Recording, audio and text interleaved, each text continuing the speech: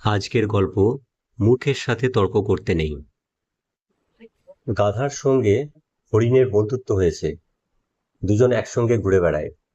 একদিন সকালবেলা মাঠে ঘাস খেতে এসে গাধা হরিণকে বলল, দেখো, মাঠের ঘাসগুলো কি নীল? হরিণ মাঠের দিকে তাকালো, তাকিয়ে অবাক হলো। কোথায় নীল? ঘাস তো সবুজ। কচি ঘাস। কচি ঘাস সবুজই হয়।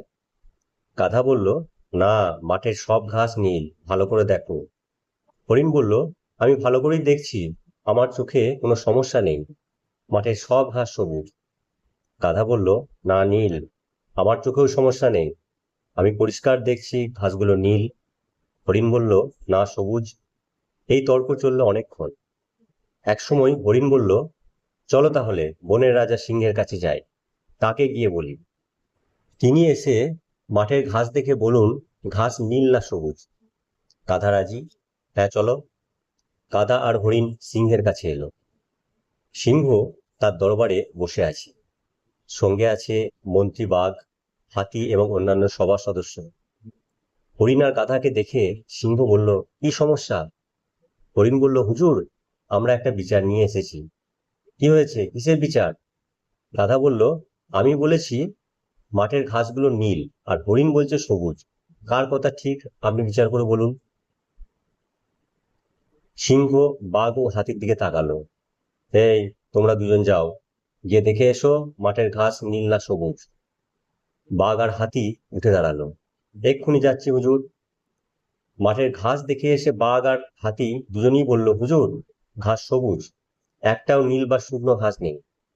হরিণ আনন্দে লাফিয়ে উঠল। গাধার দিকে তাকিয়ে বলল, এবার বলো, কার কথা সত্য?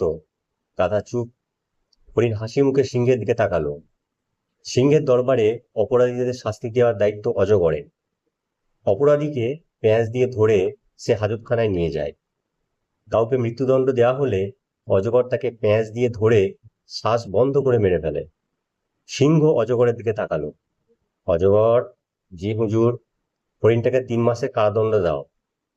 এই আদেশ শুনে হরিণ তো অবাক, দরবারে অন্যরাও অবাক। হরিণকে কেন কারাদণ্ড দেওয়া হবে?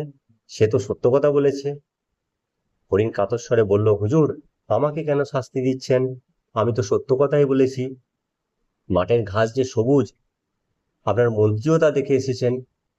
সিংহ গম্ভীর গলায় বলল, আমি জানি তুই সত্য কথা বলেছিস, মাঠের ঘাস সবুজ। হরিণ বলল, তাহলে হুজুর, আমি কেন শাস্তি ভোগ করব? সিংহ বলল, শাস্তি ভোগ করবি এই জন্য যে তুই একটা গাধার সঙ্গে তর্ক করেছিস।